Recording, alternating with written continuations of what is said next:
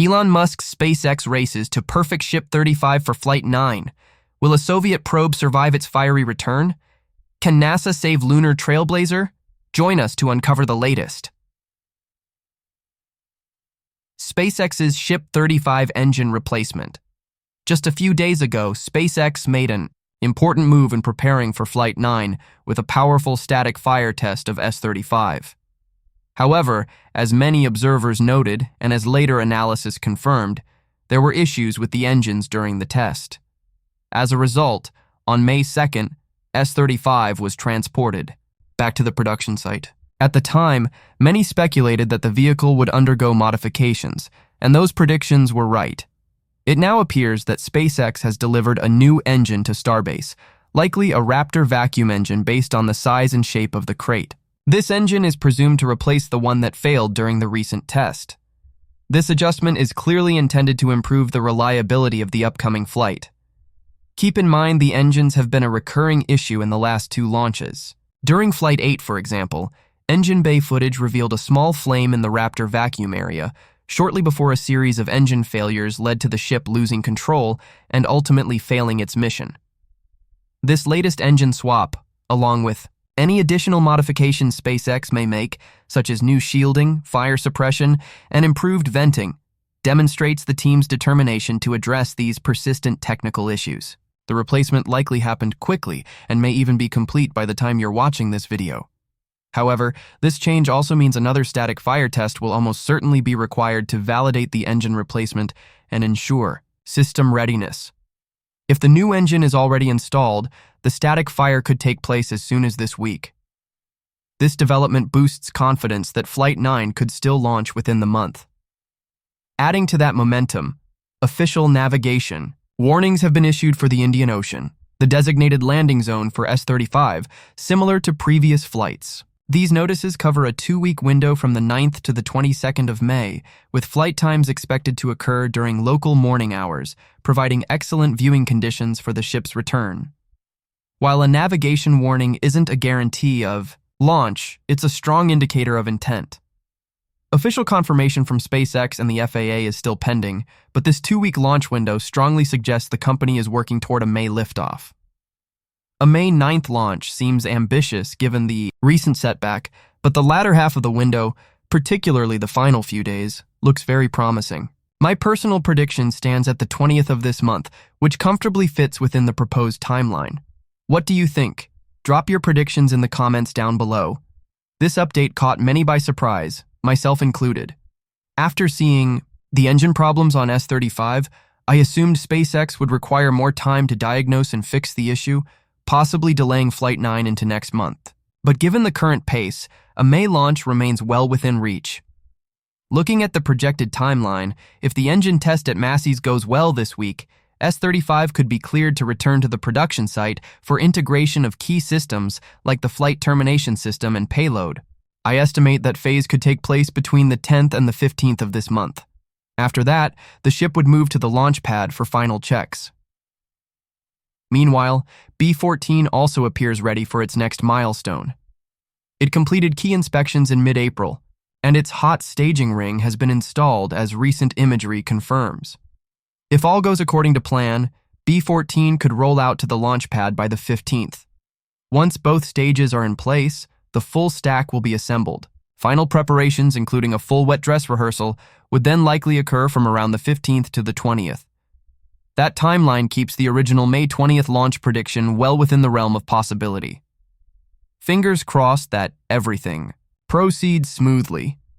We've now waited more than 2 months for this next Starship launch. With every passing day, the excitement builds. Hopefully, all the hard work pays off, and Flight 9 not only lifts off soon, but delivers a successful mission that moves the program forward.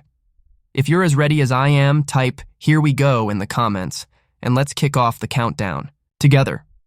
As always, thank you to everyone who continues to support our channel. Thanks to you, we've recently passed the 170K subscriber milestone, an incredible achievement that we're deeply grateful for. Your support is what powers this journey, and we're excited to keep bringing you the latest updates on SpaceX and the broader aerospace world. Let's aim even higher. Our next goal is 200K. With your continued support, we can get there and bring even more coverage of Starship's explosive progress and SpaceX's journey toward the stars. Thanks again, and stay tuned for more exciting developments. Cosmos 482's unexpected return. Now let's turn our attention to an unexpected update from space history. An aging Soviet Venus probe appears to be on its way back to Earth. Recent satellite tracking data and imagery suggest that Cosmos 482, a spacecraft launched by the former Soviet Union in 1972, is finally re-entering Earth's atmosphere. Originally intended to land on Venus, the mission never made it past Earth orbit due to a failed rocket stage during launch. As a result, a portion of the spacecraft, specifically the lander module, has remained in orbit around Earth for over 50 years. This capsule, designed to survive the extreme heat and pressure of Venus, was built with a robust structure and thermal shielding. That resilience is now of renewed interest as experts consider the possibility that the object could survive re-entry through Earth's atmosphere and land relatively intact. Marco Langbroek, a satellite tracker from SatTrackCam Leiden in the Netherlands, provided key insights into the situation. As this is a lander that was designed to survive passage through the Venus atmosphere, it is possible that it will survive re-entry through the Earth's atmosphere intact and impact intact, Langbroek said. However, he added that many factors remain uncertain, particularly due to the shallow angle of re-entry and the age of the capsule. He currently estimates that re-entry will occur around May 10th, with a margin of error of plus or minus 2.2 days. Adding, more intrigue, fellow Dutch satellite tracker Ralph van den Berg captured the first high-resolution images of the lander in orbit. We see a clear, compact ball. This set is already fantastic, I think, he reported. In his images, van den Berg compares the object to a Starlink satellite bus, which is about 1.3 meter by 2.7 meter in size and orbits at a slightly higher altitude, approximately 80 miles or 130 kilometers farther out. What van den Berg saw stunned him. Several frames seem to confirm what he saw in 2014, that there is a compact ball, but several frames show a weak, elongated structure on one side of the object. He believes it's possible this feature could be a partially deployed parachute, though the images are not yet conclusive. He also noted the object could be tumbling, which might cause the parachute or remnants of it to occasionally become visible in certain frames. While the spacecraft's return is fascinating from a historical standpoint, it could also hold scientific significance. If the capsule survives re-entry and is recovered, it could provide rare insights into the long-term durability of spacecraft materials after decades in space.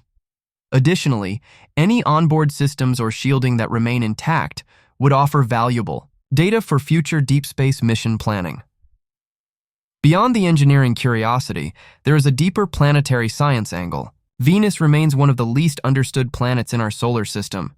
With its dense, toxic atmosphere and surface temperatures hot enough to melt lead, it presents a major challenge to robotic and human exploration alike.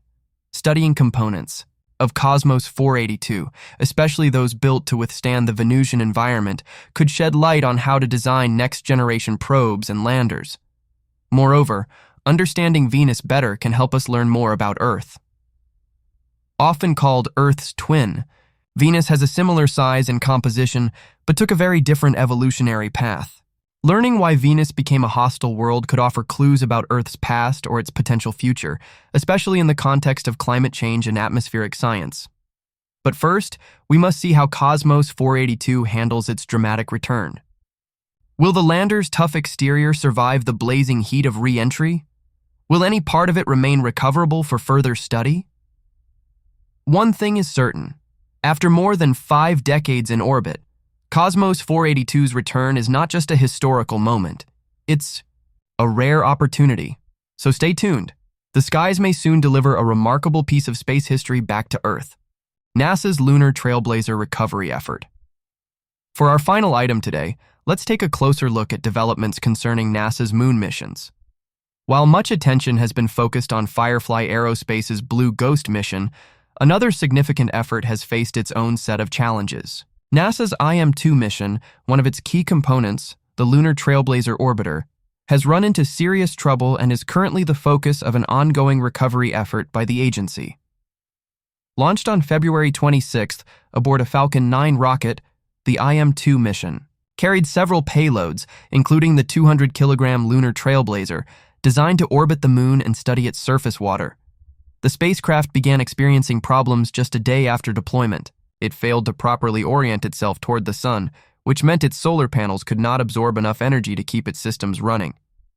However, NASA hasn't given up on the mission. In a public update released on the 30th of April, the agency explained that current solar lighting conditions from May through mid-June are expected to improve.